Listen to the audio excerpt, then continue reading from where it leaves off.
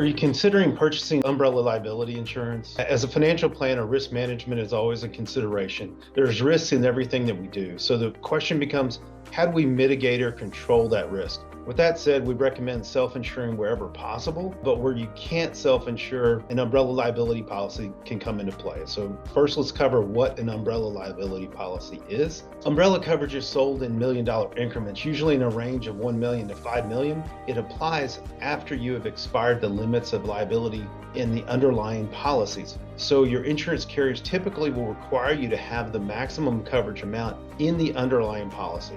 Yes, well, what does it cover? It'll cover liability claims against you, but bodily injury, property damage, personal liability such as libel or slander. It also covers the associated legal defense costs. So the carriers will hire or have an attorney that will act on your behalf in your defense. So what does it not cover? It does not cover injuries to yourself or to your property. However, there's one exception that we'll discuss in just a minute. It does not cover intentional acts on your part. This includes criminal acts. Business-related liability and liability assumed under a contract is also not covered. So the question is, who needs this type of coverage? Where it's definitely situational. Not everybody needs it, but umbrella coverage falls under the category of asset protection. So generally speaking, you have to have assets that need protecting. Now, not all assets need to be protected. There's what are called qualified assets. These are assets such as a 401k, 403b, or IRAs. Most states have laws on the books that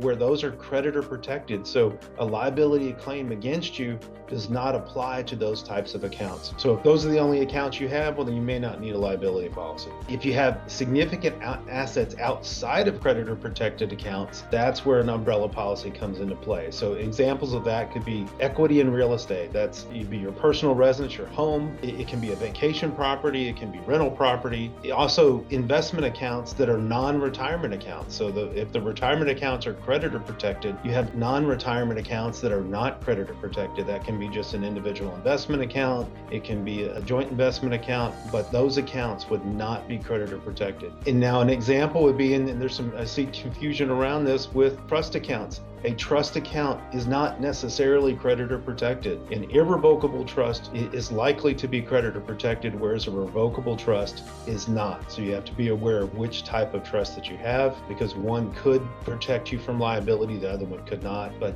if you have control of the funds, it's likely to be a revocable trust. If it's revocable, it is not covered. Liability claim examples would be, the most common example, or I think easiest to visualize, would be an auto accident. Your auto policies have a liability limit on those policies. That means your auto carrier, there's a maximum or a cap that they are obligated to pay. So again, they're going to hire an attorney. They're going to help defend you to a certain point. But when you get above the liability limits, they are not responsible. That becomes your liability. So again, that's where an umbrella would come into play. A simple example of a liability would be you're out walking your dog. Another dog comes along, they get into a fight. The other person reaches in to try to break up the fight and they get bit. Well, under that scenario, you could be held liable for the other person's injuries. That would be a liability claim against you. Now, a horrible example would be, you have a pool and maybe somebody leaves the gate that surrounds your pool open. A toddler walks in and then all of a sudden you have a child that's drowned. That is a liability claim against you. So that's one that could be very substantial. How much does liability policy cost? Well, there's the umbrella policy itself. I see typically will range in the $250 to $750 range, which is a broad range, but that would be per $1 million worth of coverage. So if you have a policy that's greater than $1 million, then the cost would be indexed accordingly. But where you live and the number of drivers and young drivers that you have on your policy are going to impact the cost. So if you have teenage drivers, well, then that easily could increase the cost of your umbrella policy. Now, keep in mind though, there is a hidden cost there as well, and that's that if you don't have the underlying policies for your home and auto set at the carrier's max limits, they're going to request that you bump up to those max limits before they will write an umbrella policy. Again, the umbrella stacks on top, the underlying policies pay first, so the likelihood of you using the umbrella is less when you have the limits that are higher. You're not going to be able to get by with state limits on your underlying policies. So where do you get it? It's sold by home and auto, which are also known as property and casualty insurers. So you're going to get it through that same carrier, but it is a third distinct type of policy. So keep that in mind. You've got your home, you've got your auto. Those are two policies. The umbrella policy is a third policy. The availability of umbrella policies actually varies from state to state, and it'll vary from carrier to carrier as you move from state to state. So it is carrier and state dependent, so you may have to shop around. Now, I do, just as a general rule, I recommend using an insurance broker, not a captive agent. A lot of people don't realize that you have insurance carriers that sell through captive agents, and then you have insurance carriers that sell through brokers. A broker will represent multiple companies, where an agent that's part of a captive, they only represent that company. So the largest example there would be State Farm. They have captive State Farm agents. They only write State Farm policies. So if they do not write umbrella coverage in your area, you may need to go to a different carrier to obtain the coverage. Now, if you use an insurance broker, the broker is going to have multiple carriers that they represent, so they will be able to do that shopping for you and move from one carrier to another as needed to be able to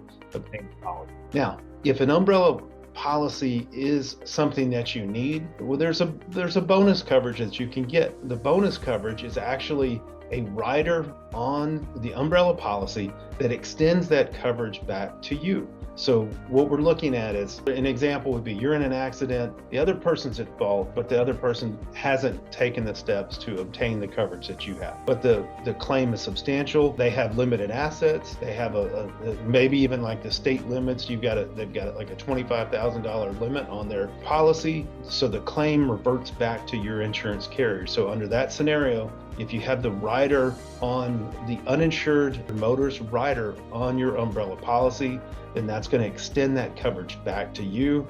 And so in the event of an accident, the other person's at fault, you would have a claim against your carrier. And of course, that claim could be all the way up to the limits of your umbrella policy. So if it is appropriate for you to obtain an umbrella policy, add that uninsured, underinsured motorist rider on there. It can be very critical if something were to happen and you were in an accident. I hope this helps. Please let us know if you have any questions. We're available. Our company name's Applied Capital. Just give us a call, 615-800-6105. Take care.